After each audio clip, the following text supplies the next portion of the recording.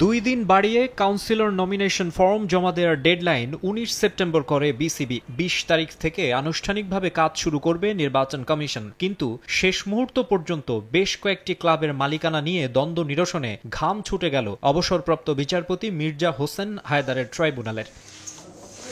শুরুটা Dhaka Spartans, blues cricketers, Dhaka rangers ও golden ইগলসকে দিয়ে। 2016 থেকে 19 সালের মধ্যে এই 4 ক্লাব কিনে নিয়েছিলেন এমন দাবি তানভীর আহমেদের। আর 2024-এর 5 আগস্ট পরবর্তী সময়ে মালিকানা দাবি করছেন লোকমান হোসেন ভূঁইয়া। এমনকি দ্বন্দ্বের জেরে তানভীরকে অপহরণের অভিযোগও ওঠে বিসিবির সাবেক পরিচালক লোকমানের বিরুদ্ধে। ওই 4 ক্লাব নিয়ে শুনানি চলে টানা কয়েকদিন।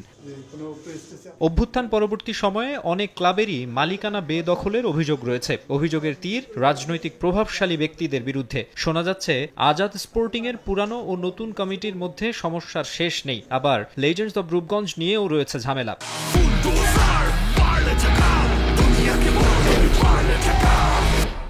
রূপগঞ্জের দাবি 2024-25 মৌসুমে খরচ বাবদ নবাবগঞ্জ ক্রিকেট কোচিং একাডেমিকে 5 লাখ করে 2 দফায় মোট 10 লাখ টাকা দিয়েছিল তারা। শর্ত ছিল ওই একাডেমি থেকে রূপগঞ্জ মনোনীত ব্যক্তিকে বিসিবি নির্বাচনে কাউন্সিলর করতে হবে। কিন্তু এখন আর যোগাযোগ করছে না একাডেমির প্রতিনিধিরা, এমনকি ফোনও ধরছে না। শর্ত ভঙ্গের অভিযোগ দিয়ে ক্রিকেট বোর্ডকে চিঠি পাঠিয়েছে রূপগঞ্জ।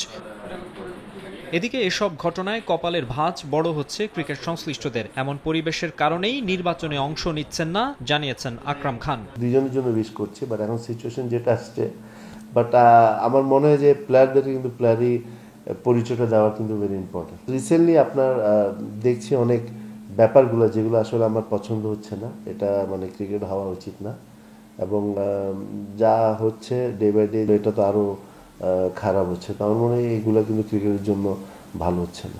বোর্ড থেকে তালিকা পাওয়ার পর আনুষ্ঠানিকভাবে কাজ শুরু করবে নির্বাচন কমিশন। অভিযোগগুলো যদি তখনও থেকে যায় তাহলে কঠিন পরীক্ষায় পড়তে হবে তাদেরও।